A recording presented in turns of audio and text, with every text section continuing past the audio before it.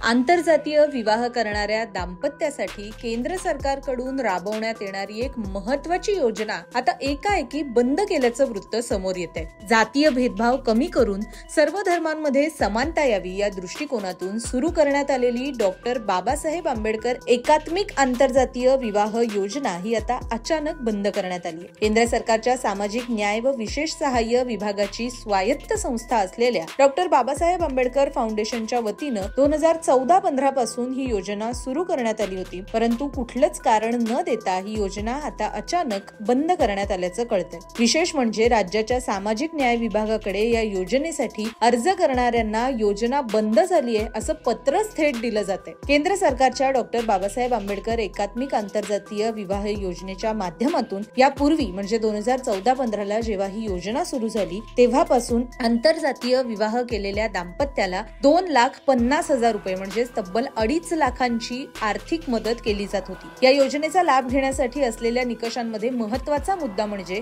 आंतरजातीय विवाहित दाम्पत्यापैकी एक व्यक्ती ही अनुसूचित जातीची असणं आवश्यक होतं आणि विवाहाच्या 1 वर्षाच्या आत परिपूर्ण प्रस्ताव सादर करणं, राज्याच्या समाज कल्याण विभागाकडे अर्ज करणं हे आवश्यक होतं। या सगळ्या निकषांची पूर्तता झाल्यानंतर या विवाहित दाम्पत्याला तब्बल 2.5 लाख रुपयांचं अर्थसहाय्य केंद्र सरकारच्या वतीने केलं जात होतं। मात्र आता डॉक्टर बाबासाहेब आंबेडकर फाउंडेशनच्या संकेतस्थळावरही ही योजना सुरू असल्याचं दर्शवलं जातंय, परंतु अर्जदारांना मात्र समाज कल्याण विभागाकडून पत्र पाठवून योजना बंद झाल्याचं कळवण्यात आलंय। तसंच सामाजिक न्याय आयुक्तालयानेही सर्व जिल्ह्यांच्या समाज कल्याण अधिकाऱ्यांना योजना बंद झाल्याचं पत्र पाठवलंय अशी ही माहिती कळते। ही योजना लागू झाल्यापासून आजतागायत आंतरजातीय विवाहांचं प्रमाण हे भारतामध्ये 5% सीमित राहिल्याची सुद्धा माहिती समोर येते।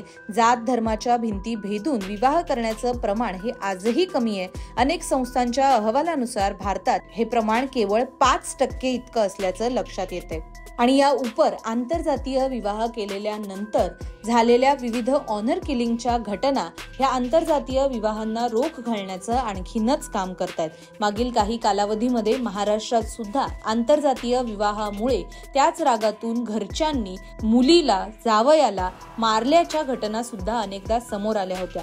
याच सगळ्याला रोख बसावा म्हणून केंद्र सरकारतर्फे ही योजना ज्यामध्ये आंतरजातीय विवाह करणाऱ्या दाम्पत्याला अर्थसहाय्य केलं जात होतं ही राबवली जात होती। मात्र आता एकाएकी ही योजना बंद करण्यात आली आहे। ही योजना बंद केल्याबाबत सरकारकडून अधिकृत घोषणा कधी होणार, संकेतस्थळावरती ही माहिती कधी सांगितली जाणार हा सुद्धा मोठा प्रश्न आहे। सरकारच्या या निर्णयाबाबत आपलं मत काय हे आम्हाला कमेंटमध्ये कळवायला विसरू नका। व्हिडिओ अधिकाधिक शेअर करा व असेच नवनवीन अपडेट्स पाहण्यासाठी लोकसत्ताच्या YouTube चॅनलला नक्की सबस्क्राईब करा। पाहत रहा लोकसत्ता लाईव्ह।